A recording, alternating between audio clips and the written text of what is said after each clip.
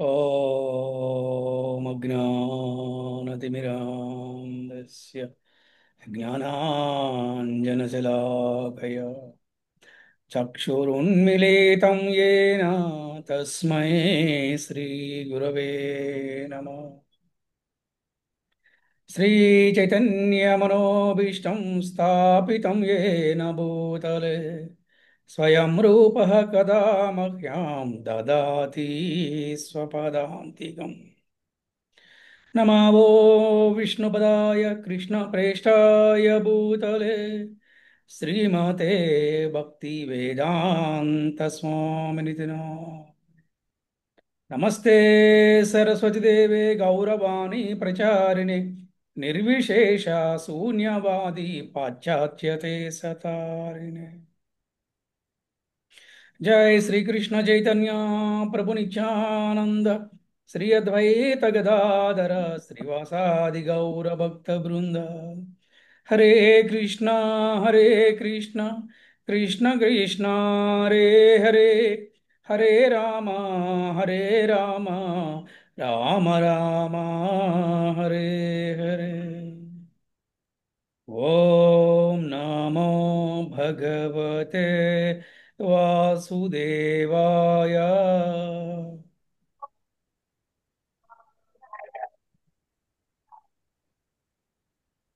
ॐ नमो भगवते वासुदेवाय। देवाय। ओम नमो भगवते वासुदेवाय। ॐ ॐ नमो नमो नमो भगवते भगवते भगवते वासुदेवाय। वासुदेवाय। वासुदेवाय। ओम नमो भगवते वासुदेवाय। नमो ॐ नमो भगवते भगवते वासुदेवाय। वासुदेवाय। భక్తులందరికీ శ్రీకృష్ణ శుభమస్తు. అలాగే ఈనాటి భాగవత కథకి ఇచ్చిన భక్తులందరికీ కూడా ఆత్మీయ ఆహ్వానం పలుకుతున్నాం. హరే కృష్ణ. ఈరోజు మనము భాగవత కథల్లోని బ్రాహ్మణ శాపం గురించి తెలుసుకుందాం. ఆ, శాపము అంటే ఏమిటి? బ్రాహ్మణ శాపానికి ఎంత శక్తి ఉంది? అదే బ్రాహ్మణ శాపము ఎవరికి వరంగా మారుతుంది?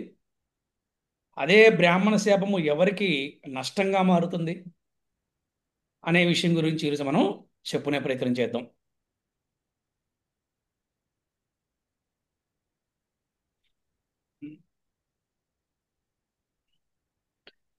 బ్రహ్మదండో దురుత్యయ అని భాగవతములోని 9వ స్కందంలో చెప్పబడింది. అంటే బ్రాహ్మణ శాపం అనేది అపరిహర్యమైనది, అంటే పరిహారము లేనటువంటిది అనమాట. బ్రాహ్మణ శాపము చాలా ప్రభావితం చూపిస్తుంది. అందుకే మనకి పెద్దవాళ్ళు ఏం చెప్తారంటే, బ్రాహ్మణులతో జాగ్రత్తగా ఉండండి, బ్రాహ్మణుల్ని బాధ పెట్టొద్దు, వారిని హింసించవద్దు అని మనకి శాస్త్రాలు చెప్తాయన్నమాట. బ్రాహ్మణ శాపము ఆ విధంగా చాలా అమోఘమైందే, చాలా ప్రమాదమైంది కూడా. అయినప్పటికీ కూడా భక్తుల విషయంలో అది నిర్వీర్యమైపోతుందంట, లేదా లాభదాయకంగా పరిణమిస్తుందంట. దీనికి మనకి అంబరీష మహారాజు విషయంలో జరిగింది. అంబరీష మహారాజు విషయంలో జరుగుతుందన్నమాట. ఎలాగా అంటే మీరు ఈ కథ వినే ఉంటారు. అంబరీష మహారాజు ఏకాదశి వ్రతాన్ని సంవత్సరం పాటు పాటిస్తాడు. ఏకాదశి వ్రతాన్ని ఆయన వ్రతం పూర్తవుతుంది, ఆయన నదీ స్నానానికి వెళ్ళొచ్చి ఆయన ద్వాదశి పారాయణ చేద్దాం అనుకుంటాడు. ఈలోపు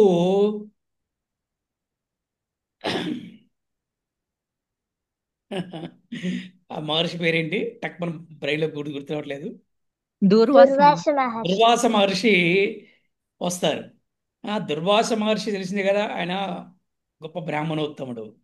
ఆ దుర్వాస మహర్షి వచ్చిన తర్వాత వారికి ఆసనం ఇస్తారు, మర్యాదలు చేస్తారు. ఈలో దుర్వాస మహర్షి ఆయన ధ్యానంలోకి వెళ్ళిపోతారు. అక్కడున్న బట్టి బ్రాహ్మణుల సలహా తీసుకొని అంబరీష్ మహారాజు నదీ స్నానానికి వెళ్ళొచ్చి జలముతోటి ద్వాదశ పారణ చేస్తారు. ఇది తెలుసుకున్నటువంటి దుర్వాస మహర్షి కోపం వస్తుంది. ఉం? కోపం రావడం అంతటితో ఆగిపోయిందా? శపించాడు. అంతటితో ఆగిపోయిందంటే ఒక రాక్షసుని సృష్టించి ఏంటి ఆ రాక్షసుడు చెప్పాడు, నువ్వు వెళ్ళి అంబరీషుని చంపేమని చెప్పాడు. ఇక్కడ అంబరీష్ చక్రవర్తిది ఎటువంటి తప్పు లేదు, కానీ ఆయన కోపంలో అలా చేశాడు. కానీ ఏమైంది అంటే ఒక సుదర్శన చక్రం వచ్చింది, ఆ రాక్షసుని చంపేసింది. అంతేకాకుండా దుర్వాస మూర్షి వెనకమాల పడింది ఈ యొక్క సుదర్శన చక్రము. పరిగెత్తుకుంటూ పరిగెత్తుకుంటూ పరిగెత్తుకుంటూ వెళ్ళాడనమాట. ఆయన బ్రహ్మలోకానికి వెళ్ళాడు. బ్రహ్మదేవుడు చెప్పాడు, అయ్యా సుదర్శన చక్రాన్ని ఆపే శక్తి నాకు లేదని చెప్పాడు. కైలాసానికి వెళ్ళి శివుడు చెప్పాడు, అయ్యా సుదర్శన చక్రాన్ని ఆపే శక్తి నాకు లేదని చెప్పారు. అప్పుడు వైకుంఠానికి వెళ్తే విష్ణుమూర్తి చెప్పారు, నాయనా నా భక్తుడే నిన్ను మళ్ళీ క్షమించాలి, అది నా చేతిలో లేదని చెప్పారనమాట. అఫ్ కోర్స్ భగవంతుడు ఆపగలడు, కానీ ఆయన భక్తుడికి ఇచ్చే గౌరవం అనమాట అది. అప్పుడు ఆయన మళ్ళీ పరిగెత్తును అంబరీష్ చక్రవర్తి పాదాల మీద పడి క్షమాపణ అడిగాడు. అంబరీష్ చక్రవర్తి చెప్పారు, మీరు బ్రాహ్మణోత్తములు, మీరు మమ్మల్ని క్షమాపణ అడగకూడదు అని చెప్పడం జరిగిందనమాట. అప్పుడు విష్ణుమూర్తి చెప్పాడు, చూసావా దుర్వాస మహర్షి నా భక్తులు ఎంత గొప్పవాళ్ళో అని చెప్పడం జరిగిందనమాట. ఆ విధంగా అంబరీష్ చక్రవర్తి విషయంలో కూడా బ్రాహ్మణ శాపం ఏమైంది, నిర్వీర్యం అయిపోయింది అనమాట. అలాగే అదే భాగవత కథానాయకుడైన పరీక్షిత్ మహారాజు విషయంలో కూడా అది లాభదాయకంగాను సర్వలోకమంగళకరంగాను మారింది. ఉం? అందుకనే పారీక్షితం భాగవతాభిరామం అని చెప్పబడింది. పరీక్షిత్ మహారాజుకి వినిపించబడినట్టి కృష్ణ కథా ప్రసంగాలు భాగవతులకు పరమ ప్రియమైనట్టివి.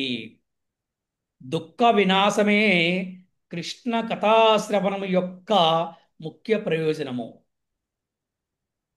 ఈ భౌతిక జగత్తు దుఃఖాలయము, అశాశ్వతము కనుక శ్రీకృష్ణుడు తన భక్తులకు అనుగ్రహాన్ని చూపడం కొరకు దివ్యమైనటువంటి తన కర్మలను విస్తరింపజేస్తాడు. అలాగే లీలను కూడా చేస్తూ ఉంటాడనమాట. వాటిని వినినవారు సమస్త దుఃఖాల నుంచి బయటపడతారంట. అందుకే కృష్ణ కథ దుఃఖ వినాశనం అనమాట. అందుకే భాగవతానికి అంత ప్రాముఖ్యత ఉంది మన వైదిక సంస్కృతిలో, మన సనాతన ధర్మంలో. అందుకే పూర్వం చూస్తే భాగవత సప్తాహాలు అని చెప్పేసి ఊర్లలో చాలా బాగా జరిగాయి అనమాట. ఆ భాగవత సప్తాహం 7 రోజులు జరిగిన తర్వాత కుటుంబాల్లో ఎంతో ఆనందము, సంతోషము, అలాగే వారికి కావాల్సిన ధనము, ధాన్యము అన్నీ కూడా వర్ధిల్లాయి అనమాట. అంత గొప్పది ఈ ఒక కృష్ణ కథామృతం అనమాట, కృష్ణ కథాశ్రవణం అనమాట.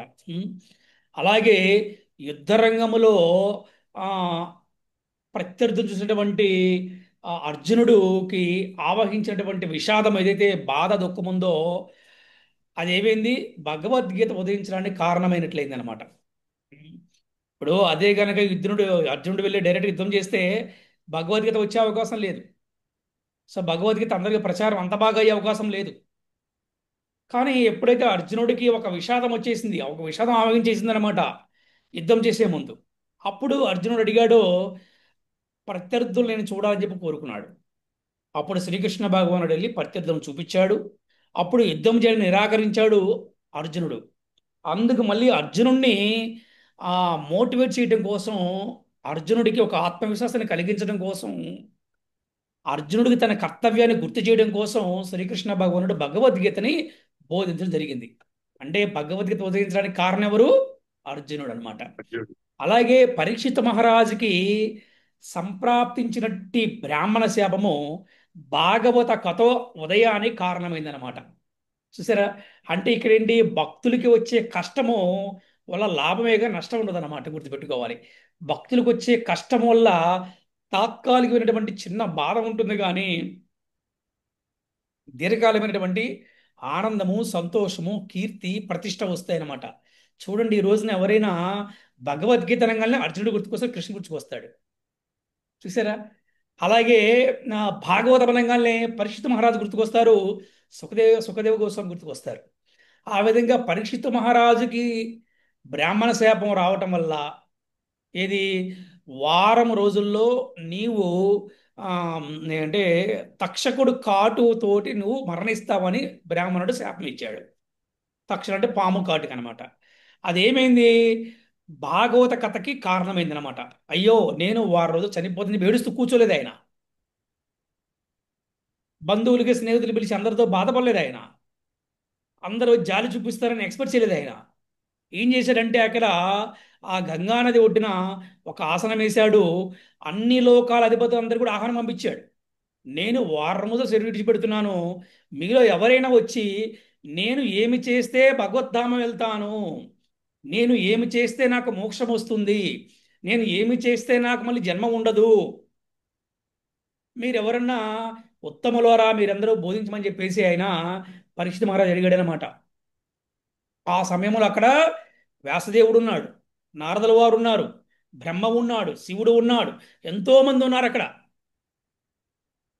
అప్పుడు సుఖదేవ మహర్షి వచ్చి ఆసనం మీద కూర్చున్నారు. అప్పుడు పరీక్షిత మహారాజు సుఖదేవ మహారాజుకి ప్రణామాలు అర్పించి, ఆయన ఓ స్వామి, నన్ను మీరు ఉద్ధరించవలసిందిగా కోరుకుంటున్నాను, నేను ప్రాధేయపడుతున్నాను. ఏమిటంటే నాకు వారం రోజుల్లో మరణం ఆసన్నమైంది.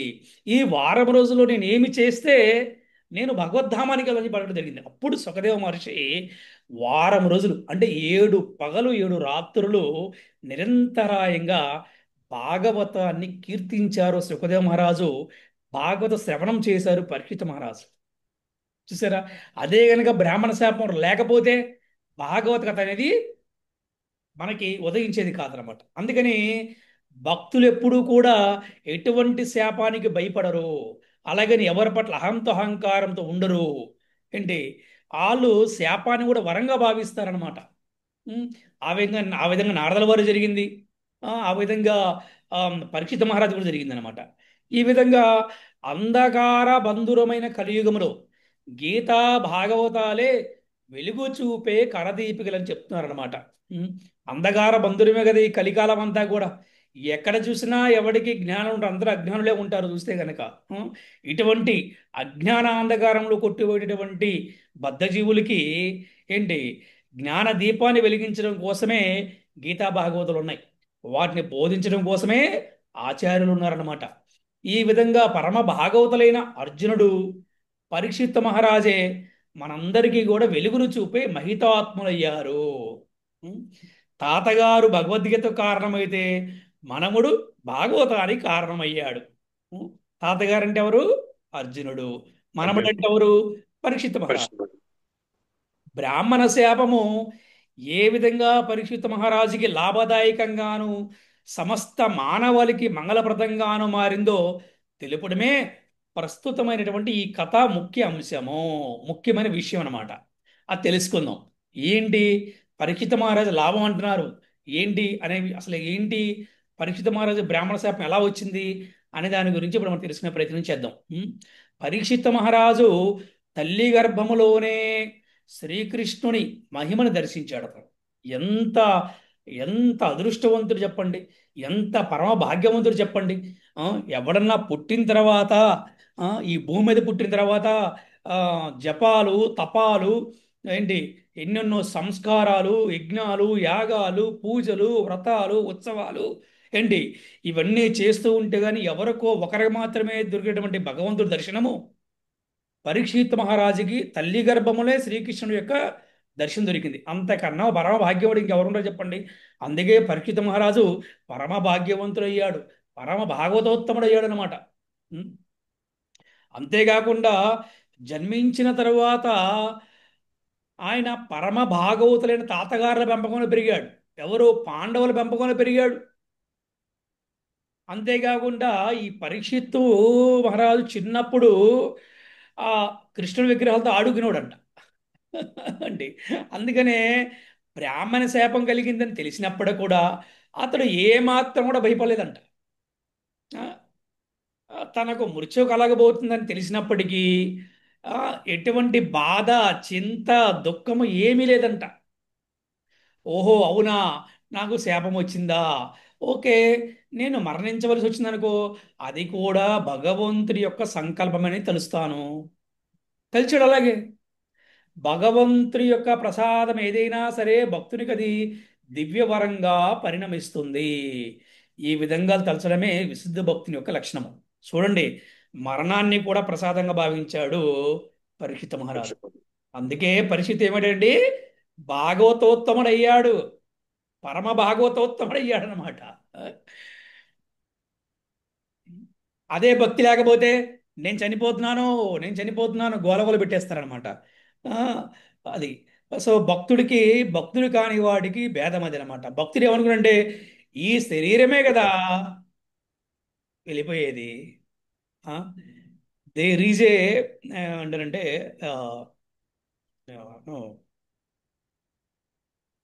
Body is temporary, soul is permanent. Permanent.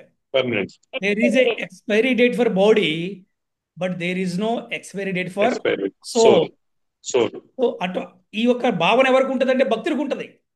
అందుకే రైట్ సార్. భక్తులకి ఆరోగ్యం బాగలేనప్పుడు కూడా వాళ్ళు ఏం పెద్దగా వరి ఎవరు చూపించుకుంటారు. అంటే ఆరోగ్యం ఉండటం అనేది భక్తి చేయడం కోసం మనకు ఆరోగ్యం కావాలి. కానీ రోజు ఏడుస్తూ బాధపడుతూ అందరు నిందిస్తూ కూర్చోరనమాట. ఓకే, భగ హాస్పిటల్లో కూడా కూర్చొని మన వాళ్ళు జపం చేస్తూ ఉంటారు. హాస్పిటల్లో బెడ్ మీద కూడా జపం చేస్తూ ఉంటారు. ఎందుకంటే ఈ శరీరము నువ్వు ఇచ్చావనైనా, తీసుకెళ్తే తీసుకెళ్ళి, ఉంచితే ఉంచు. ఉంచావనుకో ఇంకొంతకాలం ప్రచారం చేస్తాం, సేవ లేదనుకో చేస్తాం. నీతో పాటు వస్తాం. అక్కడున్న సేవ చేస్తే ఇక్కడున్న సేవ చేస్తాం. అది అభిమన్యు సుతుడైనటువంటి, అంటే అభిమన్యుడి యొక్క కుమారుడైనటువంటి పరీక్షిత్ మహారాజు ప్రపంచ చక్రవర్తిగా రాజ్యపాలన చేసినంత కాలము కలిపురుషుడు వర్ధిల్లే అవకాశమే లేదు. చూశారు కదా. అంటే అసలు ఆ, పరీక్షిత మహారాజు రాజ్యపాలనలో బ్రాహ్మణులు కానీ గోవులు కానీ ఏ రోజు బాధపడలేదంట, గుర్తుపెట్టుకోవాలి. శాస్త్రం ఏం చెప్తుందంటే ఏ ఊరులైనా, ఏ ప్రాంతములైనా బ్రాహ్మణులు గోవులు పూజింపబడ్డారో, ఆ గౌరవించబడ్డారో, పూజింపబడ్డారో, వారు సంరక్షించబడ్డారో, ఆ ప్రాంతమంతా వైకుంఠంగా వర్ధిల్లుతుందంట. ఇది గుర్తుపెట్టుకోవాలి అందరూ కూడా. అది. సో ఆ విధంగా పరీక్షిత మహారాజు యొక్క పరిపాలనలో ఎక్కడా కూడా బ్రాహ్మణులు కానీ గోవులు కానీ ఏ జీవులు కూడా బాధపడలేదంట. అందుకే కలిపురుషుడికి అక్కడ అవకాశమే లేదంట. ఇప్పుడు పరీక్షిత మహారాజు ఉన్నంత కాలము కలిపురుషుడికి ఎటువంటి విజయం దొరకలేదు. వాడి ఆటలు ఎక్కడ సాగలేదన్నమాట కలిపురుషుడికి. నిజానికి శ్రీకృష్ణుడు ఏ రోజున, ఏ ముహూర్తంలో ఈ భూలోకాన్ని విడిచి ఆయన గోలోకాన్ని వెళ్ళిపోయాడో అదే ముహూర్తంలో కలిపురుషుడు ఈ జగత్తులో ప్రవేశించాడు. చూసాడా. అంటే కృష్ణుడున్నంత వరకు ఎవడ ఆటలు సాగలేదు ఈ భూమి మీద. అంటే 18 సార్లు యుద్ధం చేయడానికి వచ్చిన జరాసంధుడు ఆటలు సాగలేదు. ఎంతమంది పోతన, కంసుడు, ఎంతోమంది రాక్షసుల ఆటలు కూడా సాగలేదు కృష్ణుడు ఉన్నంత వరకు. అంటే కృష్ణుడు ఉన్నంత వరకు ఎవరు కూడా మనల్ని ఏమీ కూడా చేయలేరు. కృష్ణుడు భూలోకం నుంచి గోలోకానికి వెళ్ళిపోయాడు, ఎమ్మటి కలిపురుషుడు ఎంటర్ అయ్యాడు అనమాట. అందుకే మనందరం కూడా నిరంతరం కూడా ఏం చేయాలంటే, కృష్ణ ఎప్పుడు నువ్వు నాతోనే ఉండవా అని మనం ఆయన ప్రార్థించాలంట. ఏ విధంగా? హరే కృష్ణ హరే కృష్ణ కృష్ణ కృష్ణ హరే హరే, హరే రామ రామ రామ హరే హరే అని జపం చేస్తూ ఉంటే ప్రేమతో కృష్ణుడు ఎప్పుడు మనతోనే ఉంటాడంట. మనం రక్షిస్తూ ఉంటాడంట, మనం కాపాడుతూ ఉంటాడంట, మనల్ని సంరక్షిస్తూ ఉంటాడంట, మనకి ఆనందాన్ని ఇస్తూ ఉంటాడంట. అలాగే మనకి ఏం కావాలన్నీ కూడా ఇస్తూ ఉంటాడంట. ఎలాగా? అనన్యా చింతయంతో మా ఏ జనా పర్యుపాసతే తేషాం నిత్యాభియుక్తానాం యోగక్షేమం వహామ్యహం. అనన్య భక్తితో నన్ను ఆశ్రయించిన వాడికి లేనివి సమకూర్చెదను, ఉన్న వాటిని సంరక్షించెదను అని శ్రీకృష్ణ భగవానుడు ప్రామిస్ ఇస్తున్నాడండి. ఎక్కడ? భగవద్గీతలో 9వ అధ్యాయంలో 22వ శ్లోకంలో. మీ అందరికి ప్రశ్న చెప్పండి, ఎవరైనా పాండవులకి ఏమీ లేవండి? రాజ్యం ఆ టైంలో రాజ్యం లేదు గురించి ఆ కృష్ణుడు ఇచ్చాడా లేదా? ఇచ్చారు. ఎస్, ఇది అనమాట. ఆ విధంగా ఏ కృష్ణుడు ఎప్పుడు కూడా మనతోనే ఉండాలి. అందుకని కుంతి మహారాణి కోరుకుంటుంది కదా, అయ్యా, ఆ, మేనత్త కదా, అమ్మా, జీవితం అంతా కష్టపడ్డావు, నీవి నీవు నీ కుటుంబము త్యాగం చేయటం వల్ల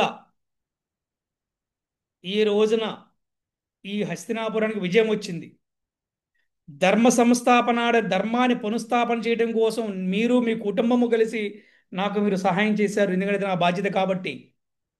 నువ్వు జీవితం అంతా కష్టపడ్డావు, ఇక్కడి నుంచైనా సరే నీకు ఒక లోకాన్ని క్రియేట్ చేస్తాను, అక్కడికి వెళ్ళి నువ్వు సకల భోగభాగ్యాలతో నువ్వు వర్ధిల్లు అని చెప్పాడు శ్రీకృష్ణుడు. ఉం?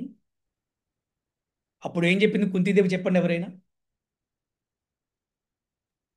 నాకు ఎటువంటి లోకాలు వద్దు, నాకు దుఃఖాలే కావాలి అని కుంతి మహారాణి కోరుకున్నారు గురుజీ. అలా కోరుకుంటేనే నాకు కృష్ణుడు నువ్వే గుర్తొస్తావు అని చెప్పారు. ఉం, బాగా చెప్పారు. సో కృష్ణ, నువ్వు అక్కడ ఉండవు కదా. చూసారా, కృష్ణ నువ్వు అక్కడ ఉండవు కదా. భక్తుడు ఎప్పుడు కూడా కృష్ణుడు లేని చోట ఉండలేడు. అక్కడ ఉండవు కదా నువ్వు, భోగభాగ్యాలు నువ్వు ఉండవు కదా. కృష్ణుడు ఉండడా భోగభాగ్యాల్లో? ఉండడు కదా. కృష్ణ నువ్వు అక్కడ ఉండవు కదా. అందుకని నాకు ఆ భోగభాగ్యాలు, ఆ లోకాలు వద్దు. నాకు కష్టం వచ్చినప్పుడల్లా నేను తలుచుకుంటాను, అప్పుడు నువ్వు నాతో ఉంటావు. అందుకని నాకు కష్టాలే కరెక్ట్, నాకు కష్టాలే కరెక్ట్ అని చెప్పింది. అందరి కష్టాలే మనం కోరుకోలేదు, గుర్తుపెట్టుకోవాలి. అర్థమైందా? నాకు కష్టాలే కరెక్ట్, అందరి కష్టాలు కావాలని కోరుకోలేదు ఆవిడ. ఓకే. సో ఆ విధంగా కృష్ణుడు ఎప్పుడు కూడా మనతోనే ఉండాలని. అంటే భక్తులు ఎప్పుడు ఏం కోరుకుంటారు, కృష్ణుడు ఎప్పుడు నాతోనే ఉండాలి, కృష్ణుడెప్పుడు నా చేత్తో నిలిచిన హారతను స్వీకరించాలి, కృష్ణుడెప్పుడు కూడా నా చేతితో చేసిన నైవేద్యాన్ని స్వీకరించాలి, కృష్ణుడెప్పుడు కూడా నా చేతికి గారెలను చేసుకోవాలి, కృష్ణుడెప్పుడు కూడా నా నోడుతో చేసిన కీర్తన విని ఆనందించాలి, కృష్ణుడెప్పుడు కూడా నాతోనే ఉండాలి, నేను నిరంతరం కృష్ణ ప్రసాదాన్ని స్వీకరించాలి, నేను నిరంతరం కృష్ణ కథనే శ్రవణం చేయాలి అనే భావనలో ఉంటాడనమాట. ఎందుకంటే కృష్ణుడు లేకపోతే కలిపురుషుడు ఎంటర్ అవుతాడు. ఒకటి తెలివి ఉండాలంటే, ఇంకోటి ప్రేమ ఉండాలంట. తెలివి, అమ్మో కృష్ణుడు లేకపోతే కలిపురుషుడు వస్తాడు. తెలివి, ప్రేమ, నాకు ఎవడు వస్తారో ఎవరు రారో నాకు అనవసరం, నాకు కృష్ణుడే కావాలి. కరెక్టేనా, నేను రాంగ్ చెప్పానా? 100% కరెక్ట్ గురూజీ. సో అందుకని కృష్ణుడు ఎప్పుడు కూడా ఎలా ఉండాలి, నాతోనే ఉండాలి. ఏ విధంగా? చంటి పిల్లల్ని తండ్రి చిటికిన వేలు పట్టుకొని తీసుకెళ్తూ ఉంటాడు కదా బయటికి. ఆ ఫొటోస్ ఎలా బాగుంటాయి చూడటానికి, చూడటానికి చాలా బాగుంటుంది. తండ్రి తన పిల్లల్ని ఎలా చిటికీలు పట్టుకొని తీసుకెళ్తూ ఉంటాడు. అంటే దాని అర్థం ఏంటంటే, ఈ జీవన ప్రయాణంలో తండ్రి ఎప్పుడు తోడుగా ఉంటాడు అనమాట. ఈ జీవన ప్రయాణంలో ఆ వేలు విడిచిపెట్టకుండా వారు తన కాళ్ళ మీద నిలబడేదాకా ఆ తండ్రి పోరాడుతూనే ఉంటాడు అనమాట. అలాగే శ్రీకృష్ణుడు కూడా భక్తులందరినీ తన సొంత పిల్లలు లాగే, సొంత పిల్లలే లాగా కాదు, సొంత పిల్లల్ని చిటికీలు పెట్టి నడిపిస్తూ ఉంటాడు. కానీ భక్తులకి విశ్వాసం ఉండాలి, విశ్వాసం చెదిరిపోకూడదు. ఎంత కష్టం వచ్చినా, ఎంత దుఃఖం వచ్చినా, ఎంత విపత్తు కార్యక్రమం, ఎంత విపత్తమైనటువంటి పరిస్థితి వచ్చినా కూడా ఏంటి, కృష్ణుడి పట్ల విశ్వాసాన్ని కోల్పోకూడదు. పాండవుల్లాగా, ద్రౌపదిలాగా, కుంతీదేవిలాగా, దేవకి వసుదేవుల్లాగా, కుచేలుల్లాగా, ఆ, విదురుల్లాగా.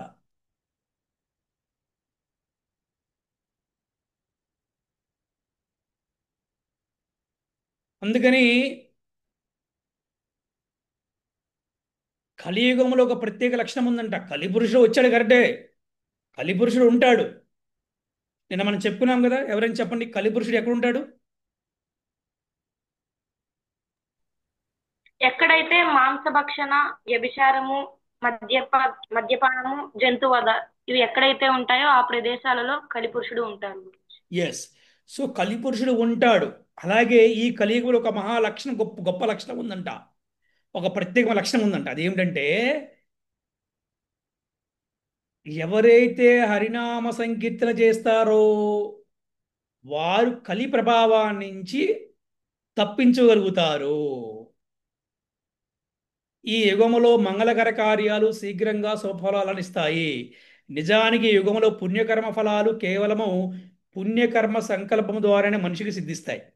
కాగా అమంగళకర కార్యాలు వాస్తవంగా అవి వనరించినప్పుడే ఫలాలను ఇస్తాయి. పరీక్షిత్తు ఈ విషయాన్ని పూర్తి తెలుసుకుని కలిపురుషుడు ఉన్నప్పటికీ కూడా కలి ప్రభావం లేకుండా ఉండేటట్లు అద్భుతమైన ఏర్పాటు తన రాజ్యంలో చేశాడు.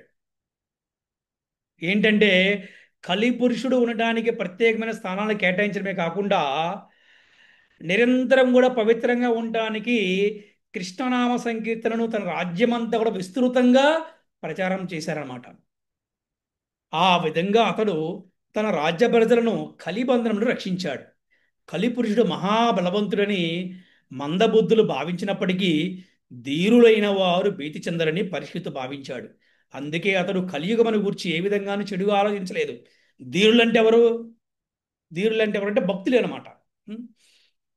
మాత్రా స్పర్శాస్తు కౌంతేయ శీతోష్ణ సుఖ దుఃఖద ఆగమాపాయినో నిత్య స్థాం స్థితిస్తత్వ భారత. ఓ కుంతీపుత్ర, కష్ట సుఖాలనేవి శీతాకాలము వేసవి కాలము లాంటివి. వాటి యందు కలత చెందకుండా ఆ, స్థిరంగా ఉండేవాడిని ధీరుడు అంటారు. అటువంటి ధీరుడు నాకు ప్రియమైన వాడని చెప్పాడు అనమాట. అలాగే నైమిసారణ్యంలో సమకూడినటువంటి సౌనుకాది ఋషబృందము సోత గోస్వామి ముఖతః ప్రవహిస్తున్నట్టు ఈ కృష్ణ కథామృత పానముతో తనివి చెందుతున్నారన్నమాట వాళ్ళందరూ కూడా. ఉం? మరి పరీక్షిత మహారాజు భాగవత శ్రవణం చేసింది గంగానది ఒడ్డున. ఆ టైంలో ఆ ఒక్క బృందంలో సూత గోస్వామి కూడా ఉన్నారు. సూత గోస్వామి ఉన్నారు, ఆయన శ్రవణం చేశారు కాబట్టి శ్రవణము చేసినట్టుగా మళ్ళీ ఆ తర్వాత ఈ నైమిసారణ్యములో ఉన్నటువంటి అక్కడ ఋషులకి సూత గోస్వామి కృష్ణ కథామృతాన్ని వారు కీర్తిస్తున్నారనమాట.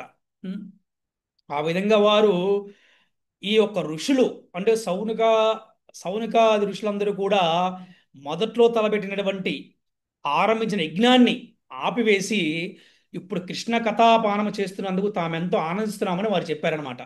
అంటే చూడండి, వారు జీవితకాలం అంతా అంటే కలిపురుషుడు వస్తున్నాడని తెలిసి జీవితకాలంతా పాటు యజ్ఞం చేద్దాము, ఈ యజ్ఞం వల్ల కలిపురుషుడు రాడు అని చెప్పేసి వాళ్ళు ఒక సంకల్పన చేశారు. కానీ సూత గోస్వామి ఏం సలహా ఇచ్చారంటే, మీరందరూ కృష్ణ కథని శ్రవణం చేయండి, దీనివల్ల మీరు ఎంతో గొప్ప లాభాన్ని పొందుతారని చెప్పడం జరిగిందనమాట.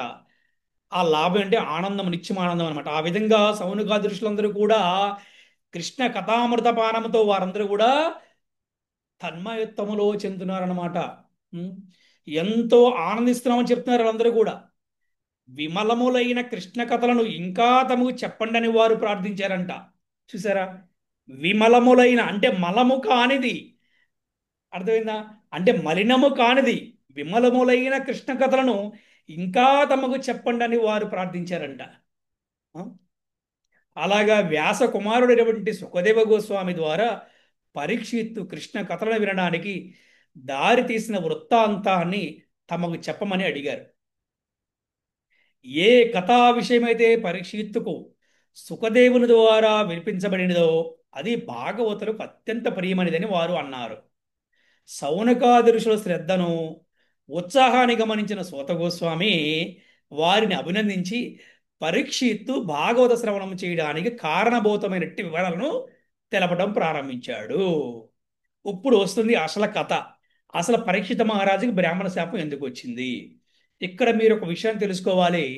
ఇక్కడ సౌనకాది ఋషులందరూ కూడా సూత గోస్వామిని ప్రార్థిస్తున్నారు, మీరు మళ్ళీ మళ్ళీ మా కృష్ణ కథలు చెప్పని చెప్పి కోరుకుంటున్నారు.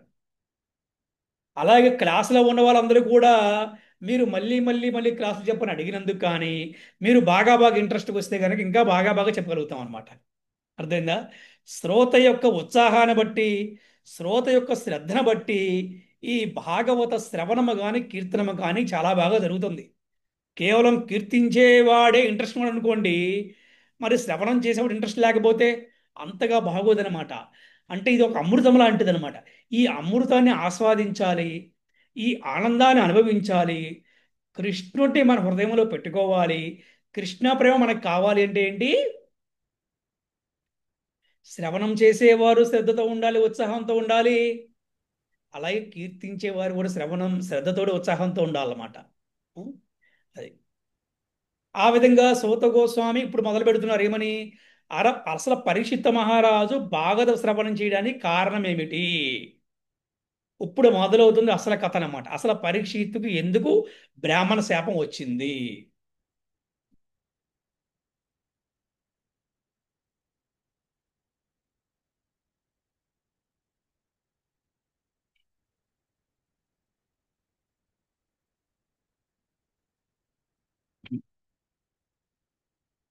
జనరంజకంగా ప్రజాపాలన చేస్తున్నాడు పరీక్షిత్ మహారాజు.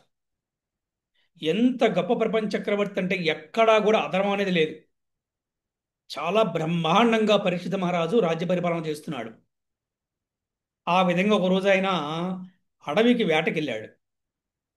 ఎందుకు వెళ్తారు రాజులు అంటే, ఈ అడవిలో క్రూర మృగాల సంఖ్య పెరిగిపోయింది అనుకోండి, అవి ప్రజల మీద దాడి చేస్తాయి, ప్రజలకి ప్రాణాపాయం కలుగుతుందన్నమాట. అటువంటి పరిస్థితి నుంచి ప్రజలను కాపాడు కోసం రాజులు స్వయంగా వాళ్ళు అడవులోకి వెళ్ళి మృగాలతోటి వేటాడేవారు. అంతేకాకుండా సంహార కార్యం కూడా క్షత్రియులకు సర్వదా సాధనలో ఉండాలి. వాళ్ళకి ప్రాక్టీస్ కూడా ఉండాలి వాళ్ళకి. లేకపోతే ఎప్పుడూ యుద్ధం చేయకుండా ప్రశాంతంగా ఉన్నారనుకోండి, ఎవరన్నా ఆ రాజ్యం మీద యుద్ధానికి వస్తే యుద్ధం చేయలేరు. అందుకని క్షత్రియులకి ఈ ఒక్క వేట అనేది సహజంగానే ఉంటుందన్నమాట. ఆ విధంగా ఈ కారణాల చేత పూర్వం రాజులు ధర్మబద్ధంగా వేటను కొనసాగించేవారు. ధర్మబద్ధంగా. అంతేగాని ఇప్పుడు కొంత ప్యాషన్ కోసం వెళ్తారు, అడవిలో హంటింగ్కి వెళ్ళాము తీసుకెళ్లి జైల్లో వేస్తారనమాట. సో అట్లా ఉండకూడదు. ఆ విధంగా అడవిలో వేటకు వెళ్ళిన పరీక్షిత్తు క్రూరమృగాల వేటలో బాగా అలిసిపోయాడు. దాంతో అతనికి దాహం వేసింది, ఆకలైంది. తన దాహం తీర్చుకోవడానికి అతడు మంచినీళ్ళ కోసం ఇతను మొదలుపెట్టాడు. ఆ విధంగా ఈ మంచినీరు కోసం వెదుగుతూ ఉంటే అక్కడ ఒక ముని ఆశ్రమం కనిపించింది. వెంటనే పరీక్షిత్ మహారాజు ఆశ్రమంలోకి ప్రవేశించారు. అక్కడ కళ్ళు మూసుకొని ధ్యానంలో ఉన్నటువంటి సమీక ముని కనిపించారనమాట. ఆ ముని పేరు సమీక ముని. ఆ ముని ఎంతో శ్రద్ధతో ఆయన ధ్యానంలో ఉన్నారు. అంటే సమాధి స్థితిలో ఉన్నారన్నమాట. సమాధి స్థితి అంటే చనిపోవడం కాదు. సమాధి స్థితి అంటే ఈ భౌతికమైన విషయాల పట్ల డిటాచ్మెంట్ తోటి భగవంతుడి పట్ల అటాచ్మెంట్ ధ్యానం చేస్తారనమాట.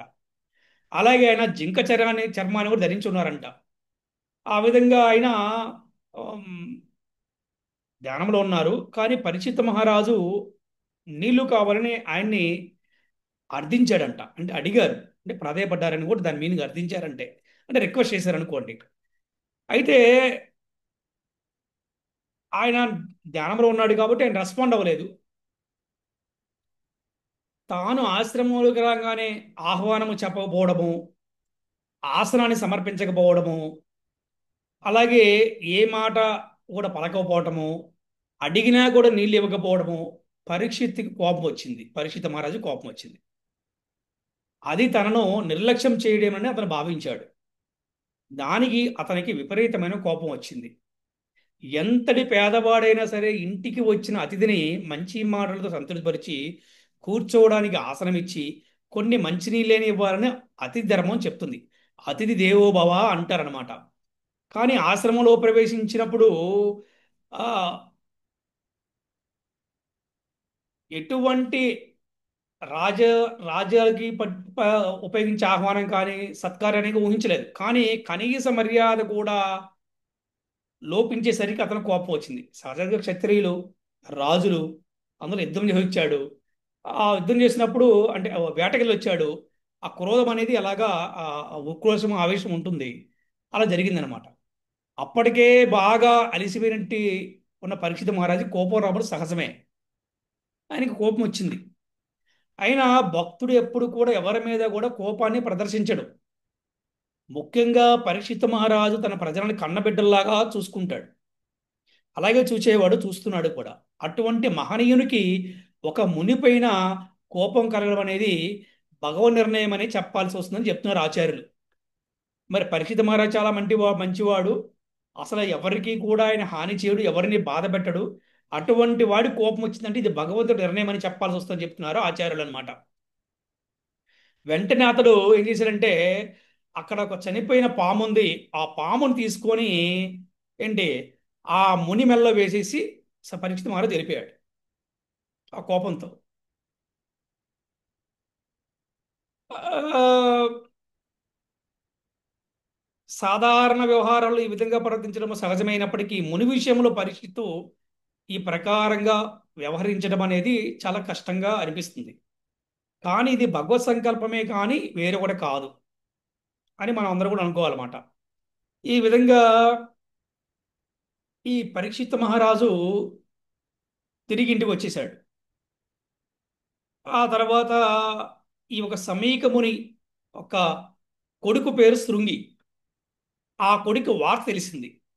వార్త తెలవగానే వచ్చి తండ్రిని చూశాడు. తండ్రి మెడలో ఉన్నటువంటి ఒక పాముని చూశాడు, ఏడిచాడు, బాధపడ్డాడు. నా తండ్రికి ఇటువంటి అవమానం జరగడానికి కారణమైన వారు తక్షకుడు కాడుతూ చనిపోతారు 7 రోజుల్లో, వారం రోజులు శాపాన్ని ఇచ్చాడు అనమాట. శాపాన్ని ఇచ్చాడు. తక్షకుడు కాటు వేయుగాక అని ఒక జలం తీసుకొని జలాన్ని మంత్రించి మంత్రం చెప్పి అలా వదిలాడు అనమాట. అది ఆ విధంగా నిదా అలా వదిలాడు. ఎమ్మటే ఆ, సమీక మునికి ధ్యానం నుంచి బయటకు వచ్చాడు. బయటికి వచ్చి, పుత్ర, నువ్వు చేసింది చాలా తప్పు నాయనా. పరీక్షిత్ మహారాజు చాలా గొప్ప ప్రపంచ చక్రవర్తి, చాలా మంచివాడు. వారి యొక్క వంశంకులు, వారి యొక్క పూర్వీకులు అందరూ చేసిన త్యాగం వల్ల ఈ రోజు మనందరం కూడా ధర్మ పరిపాలన చేస్తున్నాము. పరీక్షిత మహారాజు యొక్క రాజ్యములో బ్రాహ్మణులు కానీ గోవులు కానీ ఎప్పుడూ బాధపడలేదు. ఇది కేవలము క్షణికావేశములు జరిగింది. ఇది భగవంతుడి యొక్క నిర్ణయం చెప్పి అనుకోవాలి. నువ్వు ఎంత తప్పు చేశావు నాయనా అని చెప్పడం జరిగింది శృంగికి అనమాట. ఆ విషయం తెలుసుకొని సమీకముని ఒక వార్త పంపించాడు పరీక్షిత్ మహారాజుకి. ఇలా ఇలా జరిగింది, ఇలాగా ఆ బాలుడు అంటే బ్రాహ్మణ బాలుడు, వాడు అంటే వాడికి ఇంకా పెద్ద వయసు వాడు ఎక్కువ లేదు, చాలా చిన్న వయసు అనమాట. కానీ తండ్రికి అవమానం జరిగింది కాబట్టి అతను చేశాడు. సరే, ఏదైనా సరే ఇదంతా కూడా భగవంతుడి సంకల్పం. కానీ నువ్వు చాలా తప్పు చేసావు అని చెప్పి తండ్రి వారించాడు. ఎందుకంటే గొప్ప ప్రపంచ చక్రవర్తి, గొప్ప మహారాజు. నిజంగా ఆయన ఉండబట్టి వల్ల మనందరం కూడా ఇంతగా ఉండగలిగాం ఆయన. నువ్వు క్షణికావేశంలో నువ్వు ఎలాగా శాపాన్ని ఇచ్చేసావని ఆయన అని చెప్పేసి తండ్రి చాలా బాధపడ్డాడు. ఎందుకంటే వాళ్ళు చాలా చాలా జ్ఞానులు కదా, నిజం చెప్పాలంటే వారు. సో బ్రాహ్మణులు. అప్పుడు ఆయన పరీక్షిత్ మహారాజుకి ఒక సమాచారం పంపించాడు ఒక ఉత్తరము ద్వారా. ఇలా జరిగింది, మీకు ఇలాగ నా పుత్రుడిలో శాపం ఉందని. అప్పుడు పరీక్షిత్ మహారాజుకి అప్పుడు దాకా కొద్దిగా బాధ కలుగుతుంట. అయ్యో, నేను ఎందుకు ఆయన మెల్లో పాము వేశాను అని కొద్దిగా చింత జరిగింది పరీక్షిత్ మహారాజుకి. ఎప్పుడైతే ఈ వార్త విన్నాడో ఆయన మైండ్ అంతా రిలాక్స్ అయిపోయిందంట, ప్రశాంతంగా ఉందంట. ఓహో, పర్వాలేదు, అమ్మయ్యా, ఓకే, ఇక నాకు ఆ, మరణం వచ్చిందనమాట. ఓకే, 7 రోజులు 7 పగలు అంటే వారం రోజుల్లోగా నాకు తక్షకుడు కాటు వేస్తాడు. అమ్మయ్యా, నేను బ్రాహ్మణుడికి నేను అలా జరిగాను, నాకు ఇలా జరగాల్సిందే. ఇప్పుడు నాకు సంతోషంగా, నాకు ఇప్పుడు ఎలా అంటే ఎటువంటి చింత లేదు. నాకు ఇప్పుడు ఎటువంటి చింత లేదు, మైండ్ రిలాక్స్ అయిపోయాడు. అప్పుడు ఇక ఆయన ఆ, అందరినీ పిలిచి ఈ వారం రోజుల్లో ఈ భాగవత కథ శ్రవణం చేయడానికి ఆరంభమైంది. భాగవత కథ ఉదయము ఆ విధంగా ఉదయించిందని చెప్పేసి మనకి తెలుసుకుంటున్నాం అనమాట. సో ఈ రోజున మనము మొదటి భాగం చెప్పుకున్నాము. రేపు రెండో భాగం చెప్పుకుందాం. ఓకే. హరే కృష్ణ హరే కృష్ణ కృష్ణ కృష్ణ హరే హరే, హరే రామ రామ రామ హరే హరే. శ్రీల ప్రభుపాది కీ జై, శ్రీల గురుదేవ్ కీ జై, అనంత కోటి వైష్ణవ భక్త బృందకి జై. గ్రంథరాజ్ శ్రీమద్ భాగవతం की जय. हरि हरि बोल. हरे कृष्ण.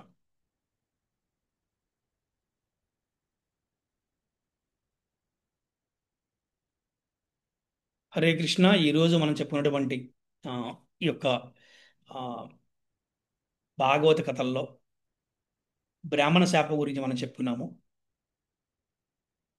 ఈ బ్రాహ్మణ శాపం కథలో మీకు ఏమైనా సందేహం ఉంటే అడగవచ్చు.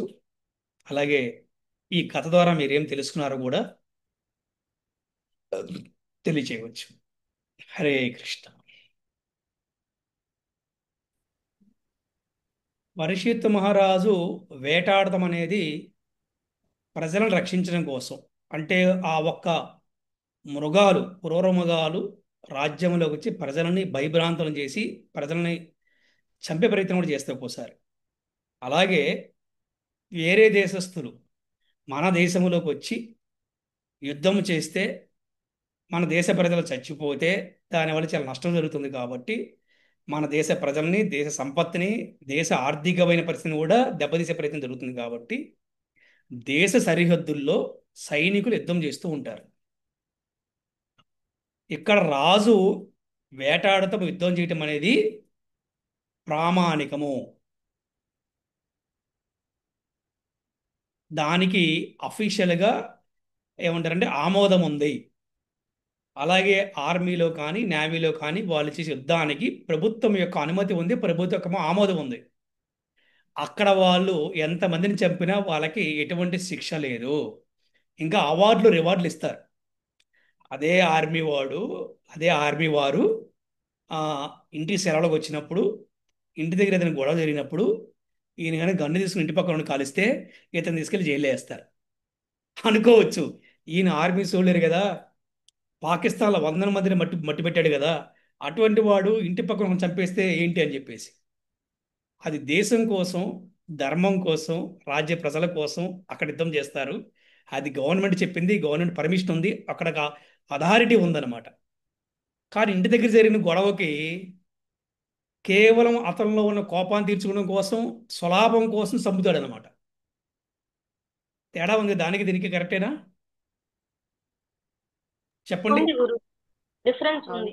ఆ అది డిఫరెన్స్ అనమాట. అలాగే మనం చీమలు చంపడానికి, పరీక్షిత్తు మృగాలను వేటాడటానికి అంతే తేడా ఉందన్నమాట. మనకి బద్ధకం వేసి ఇంటిని శుభ్రంగా ఉంచుకోకుండా, మనకి బద్ధకం వేసి ఏంటి ఆ, చీమలతోటి జాగ్రత్తగా ఉండాలనే ఆలోచన లేకుండా మనం ఏదో ఆ టైంలో తోచిన ఒకడు చంపేస్తాడు, వాడు చీమల మంది వేస్తాడు, రకరకాలు చేస్తుంటారు. కానీ మన పరిస్థితి వేరు, అక్కడ ఆ పరిస్థితి వేరు. ఇవన్నీ కూడా మనకి క్రమశిక్షణ నేర్పడానికి వస్తూ ఉండే అనమాట, సెల్ఫ్ డిసిప్లైన్. అది. హరే కృష్ణ. క్లాస్ టైటిల్ బ్రాహ్మణ శాపం అని తెలుసుకున్నాను గురూజీ. కృష్ణ కథ అనేది దుఃఖ వినాశనం అని తెలుసుకున్నాను గురూజీ. అందుకనేసే పూర్వం ఊర్లలో భాగవత సప్తాహాలు పెట్టేవాళ్ళు. ఆ భాగవత సప్తాహాలు అయిన తర్వాత ఆ కుటుంబం వారికి నిత్యము లక్ష్మి, సంతోషము అన్నీ ఉంటాయని తెలుసుకున్నాను గురూజీ. మరియు అర్జునుడికి తన కర్తవ్యాన్ని తెలియజేయడం కోసం కృష్ణుడు భగవద్గీతను బోధించారని తెలుసుకున్నాను గురూజీ. మరియు బ్రాహ్మణ శాపము, ఆ, కృష్ణ భక్తులకి ఆ బ్రాహ్మణ శాపం చాలా ఉపయోగకరంగానే మారుతుంది. శాపం అంటే శాపం లాగా అంటే దుఃఖభరితంగా మారదు. దానికి బెస్ట్ ఎగ్జాంపుల్స్ ఒక 3 ఎగ్జాంపుల్స్ ఉన్నాయి గురూజీ. పరీక్షిత్ మహారాజు కథ, అంబరీష్ మహారాజ్ కథ, నారద ముని కథ అని తెలుసుకున్నాను గురూజీ. తాతగారైన అర్జునుడి వల్ల భగవద్గీత మనందరికీ తెలియజేయబడితే, తన మనవడైన పరీక్షిత్ మహారాజ్ వల్ల మనందరం భాగవతంని తెలుసుకోగలిగామని తెలుసుకున్నాను గురూజీ. పాండవుల పెంపకంలో పరీక్షిత్ మహారాజు పెరిగారు. పరీక్షిత్ మహారాజు చిన్నప్పటి నుండి కృష్ణుడి విగ్రహాలతో ఆడుకుంటూ పెరిగారని తెలుసుకున్నాను గురూజీ. ఆయన చనిపోతున్నారు ఇంకొక 7 రోజుల్లో అన్నప్పుడు ఆయన అయ్యో నేను చనిపోతున్నాను అని చెప్పి ఏడవడం, లేదంటే బంధువులందరినీ పిలిచి నేను చనిపోతున్నాను అని అలా భౌతికంగా ఆలోచించకుండా ఆయన ఆధ్యాత్మికంగా, స్పిరిచువల్ గా భగవంతుడి ప్రసాదం ఏదైనా సరే నేను స్వీకరిస్తానని చెప్పి ఆ నిజంని స్వీకరించారు గురూజీ. మరియు ఈరోజు క్లాస్లో నేను తెలుసుకున్న ఏంటంటే there is expiry date for body but not for soul అని తెలుసుకున్నాను గురుజీ. అభిమన్యుడి కొడుకు పరీక్షిత్తు మహారాజు పాలనలో అసలు కలిపురుషుడు వర్ధిల్లే అవకాశం లేదు. కలిపురుషుడికి అసలు విజయమే దొరకలేదు. కలిపురుషుడి ఆటలే సాగలేదని తెలుసుకున్నాను గురుజీ. కృష్ణుడు తన అవతారాన్ని చాలించినప్పుడు వెంటనే కలిపురుషుడు ఈ కలియుగంలోకి ఎంటర్ అయిపోయారు. కానీ మళ్ళీ పరీక్షిత్ మహారాజు పాలనలో అసలు కలిపురుషుడికి దానికి స్థానమే దొరకలేదు. కానీ పరీక్షిత్ మహారాజు ఆ కలిపురుషుడికి ఒక 5 స్థానాల్లో ప్లేస్ ఇచ్చారని తెలుసుకున్నాను గురుజీ. మాంసభక్షణ జరిగే చోట, మత్తు పదార్థాలు స్వీకరించే చోట, జూదం ఆడే చోట, వ్యభిచారం చేసే చోట మరియు బంగారం ఎక్కడైతే ఎక్కువగా ఉంటుందో అక్కడ కలిపురుషుడు ఉంటాడని తెలుసుకున్నాను గురుజీ.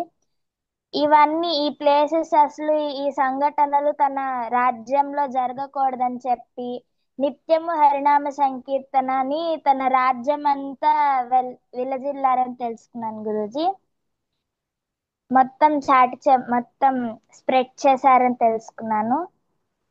పరీక్షిత్ మహారాజు తన రాజ్యాన్ని ఎంత బాగా పాలించారంటే కలిపురుషుడు ఒక బలవంతుడైన ఆ కలిపురుషుడు కూడా రాజ్యంలోకి ఎంటర్ అవ్వలేకపోయారు. అంత గొప్పగా ఆయన రాజ్యంని పాలించారని తెలుసుకున్నాను గురూజీ.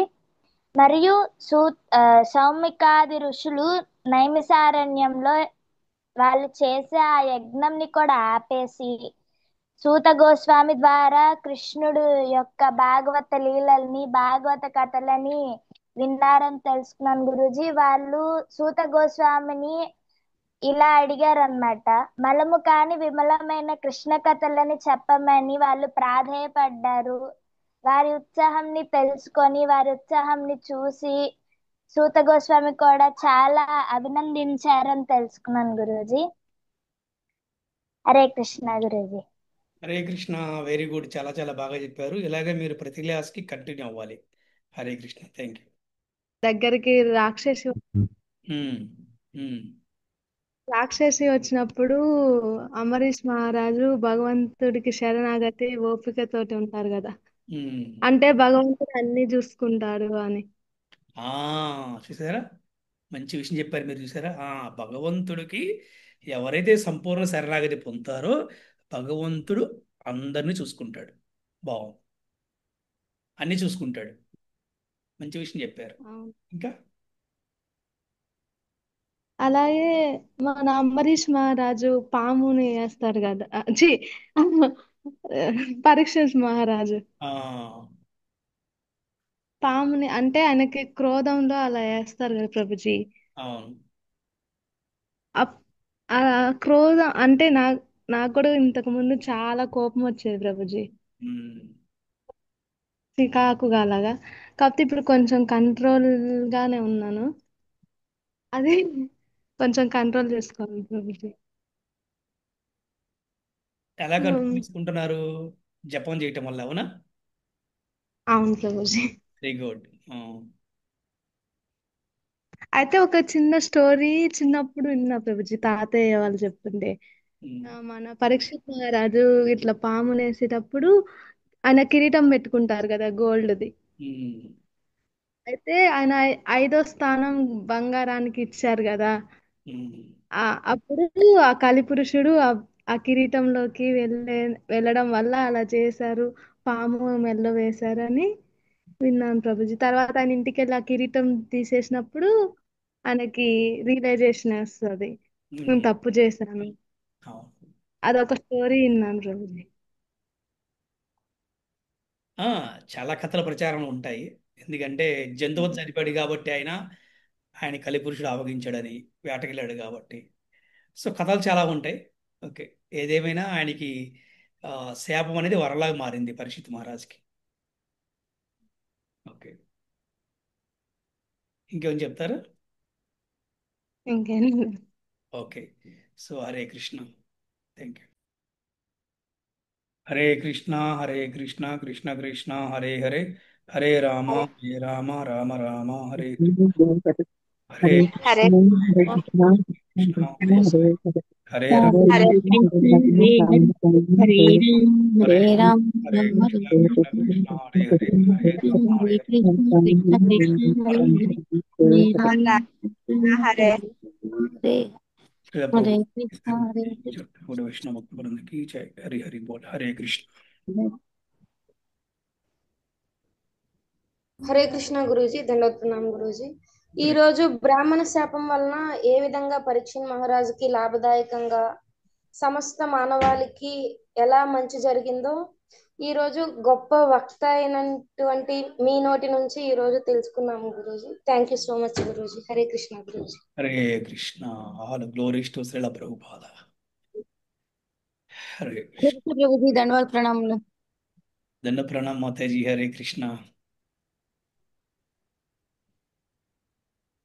హరే కృష్ణ గురుజీ ధన్వత్ ప్రణామం. ఇవాళ బ్రాహ్మణ శాపం గురించి చెప్పండి. Thank you Guruji. Hare Hare Krishna. Krishna